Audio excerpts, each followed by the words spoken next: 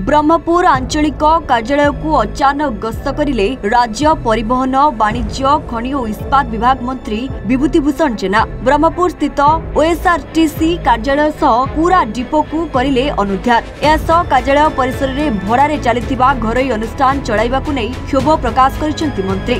एठारे विभाग रो बहु बस पड़ी रहिछि, तेणु डिपो को संपूर्ण कार्यक्षम कराजिबो बोली कहिसेंति मंत्री विभूतिभूषण जेना। डीटीएम कार्यालय शौचालय कबाट ठीक नथिबारु कबाट लगाइबा पई डीटीएम को 3000 टंका देले मंत्री। डीटीएम कार्यालय शौचालय रे नाही कबाट। अचानक परिदर्शन बेले देखिले राज्य परिवहन मंत्री विभूतिभूषण जेना निज पॉकेट रु बाहर करी 3000 टंका डीटीएम को देले। कहले एथिरे शौचालय कबाट तयारी करबाकू परामर्श दैचंती।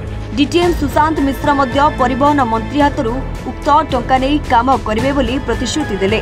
ब्रह्मपुर स्थित ओएसआरटीसी कार्यालय सह पूरा डिपो को अचानक अनुध्यान करबा बेले देखिले एभली अव्यवस्था। ओआरटी जे कि 1948 मसीह ना करथिला से समय एशियार 1 नंबर लाभजनक संस्था परिवहन संस्था ओआरटी थिला। आज पर मुहूर्त ओएसआरटीसी होईछि से गोटे से कंपनी आज अवस्था आमे जो भाई भाव ये आम सबकि पड़ी रही इनफ्रास्ट्रक्चर से पुराना इनफ्रास्ट्रक्चर सब पड़ी रही ये आसला इच्छा हो देखला ये डिविजनल वर्कशॉप हवा दरकार। ये सब बस कार्यक्षम हवा दरकार। ये भल गैरेज भी चलिया दरकार। ये डिपोर पुनरुद्धार आवश्यक आज कहीं मन हो जी डीटीएम देले कथबार्ता हेबी।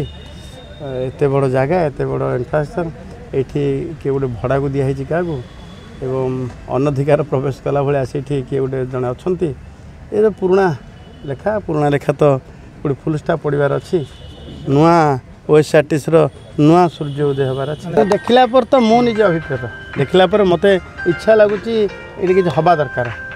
जो देख सरकार संपत्तिटा क्षति न हवा आवश्यक ये आम प्रथम कर्तव्य हवा दरकार। मंत्री हिसाब से तार रक्षणाबेक्षण हवा तार सुविनियोग हवा दरकार अच्छे एवं उत्तरोत्तर उन्नति हवा दरकार विकास हवा दरकार। ये बस संख्या तो पूरा आकलन है माने अच्छी लिस्ट अच्छी कि बस संख्या देखले बहुत बस डैमेज बस स्क्रैप रे जीव एवं नुआ बस गुड़ा बहुत अच्छी विभिन्न रूट रे एठू बस चलुला बस चलुची किंतु ठीक भावे जमती कि ओएसआरटीसी ओआरटी ब्रह्मपुर ना थिला ब्रह्मपुर से भाया ये हवा आवश्यक। गंजाम जगन्नाथ साहू को रिपोर्ट A1 ओडिशा।